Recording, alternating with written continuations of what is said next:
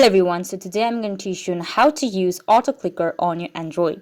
So make sure to install an AutoClicker right over here. So I've downloaded this one, so make sure to open that. After that, make sure to give the access permission, whatever it asks for. So I'm going to turn this on to make sure that the AutoClicker is enabled. After enabling this, what you see is you'll find this. So I'm just going to go and enable this as well. Over here, you can see that it is 300 millisecond, so interval between each click. So you can change this as well.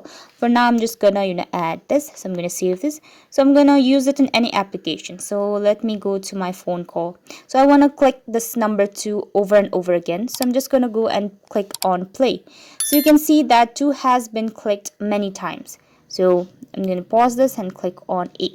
So this is how you can easily use your auto clicker and in any application you want. So if you want this into hacking a game, or you want to click more, then you can use that as well. So it is up to you. So this is how you basically use an auto clicker on Android. Thank you so much for watching.